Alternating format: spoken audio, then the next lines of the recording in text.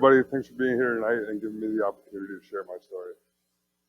My name is John, and I'm an alcoholic and an addict. Hello. I was raised in a Christian home. Went to church every Sunday. I was homeschooled most of my life. When I was 16, I strayed away from God. I didn't stop believing in Him, but I wanted to play God in my life and call the shots. I had my first drink at 16. That was also the time I smoked my first joint. My mother is an alcoholic, and my dad traveled a lot for his job. When she would drink, she would get verbally abusive to me and my siblings. I would step in and send them to their room. She would say things like, I was a mistake, I shouldn't have been born, and I'm not going anywhere with my life. She even went as far as saying that I should have been blown into a sock. When I turned 18, I cut her out of my life for 4 years and started drinking heavily.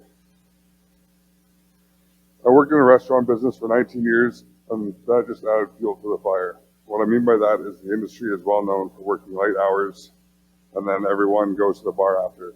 The drugs and alcohol came hand in hand. After the years of living this type of lifestyle, I went to harder drugs like MDMA and cocaine. Then I felt amazing until I didn't anymore. It consumed me every day. Every day I was drinking, smoking weed, and doing cocaine. It didn't matter if I was at home or at work. I would stay for 5 days at a time and just party. I even went to work during those 5 days, totally messed up. I ended up moving to Ottawa to get clean and live with my dad and my stepmom, but that didn't last long. They kicked me out for bringing drugs home, so I moved into a place with 2 other roommates. On the year I lived there wasn't a day that went by where I wasn't drunk and stoned. I got fired from my job for stealing alcohol. That was my final rock bottom. I realized at that moment I needed to get a hold of my life. My parents took me back, and I went to a 30-day inpatient rehab in Elliott Lake, and that was the beginning of my journey in recovery.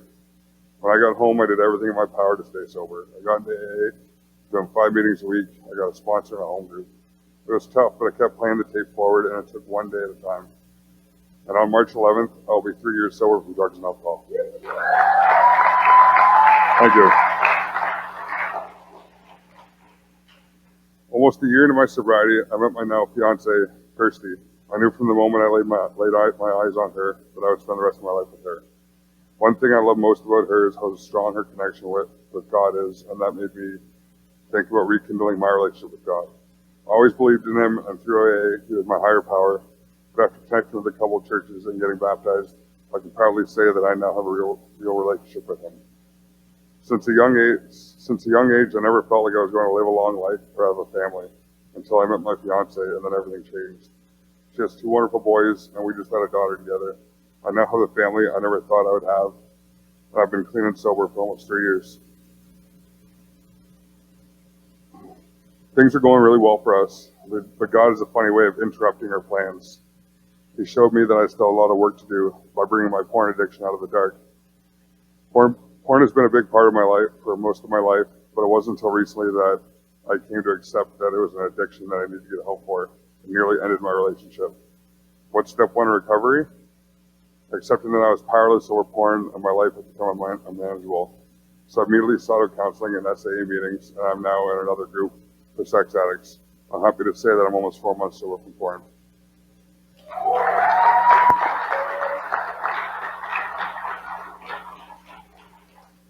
This is something I really want to share with you tonight. If you ask 10 people if they watch porn, 9 will say no, and they're probably lying. I know I was one of those people because of the shame that came with it. I want to talk about it because it is this dirty secret, and I want to give it a name so it loses all control over me. Porn is more like a private secret addiction than any other addictions because of the stigma surrounding it and being less socially acceptable. Most people are open about sharing their war stories when it comes to drugs and alcohol, but no one boasts about their porn addiction. I strive to be open and honest about my porn addiction so I can control it rather than it controlling me. Another part of me sharing about my addiction is to give me the opportunity to openly share to my children when they are older, as they may be more susceptible to addictions because of mine. And if my children do find themselves faced with addictions, then they're not alone in recovery. And that's the power of community, isn't it? Knowing that we're not alone.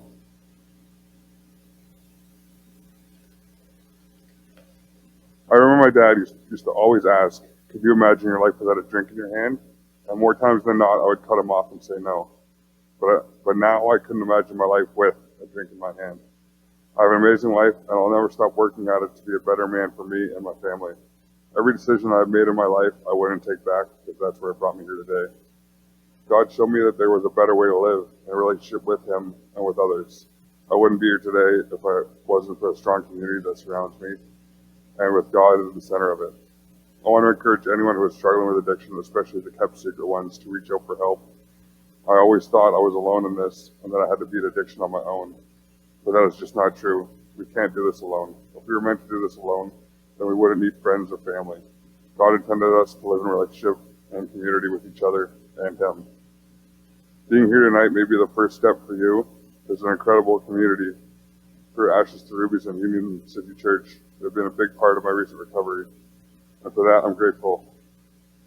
Tonight is all about hope. What is hope? Well, I Googled it, and it says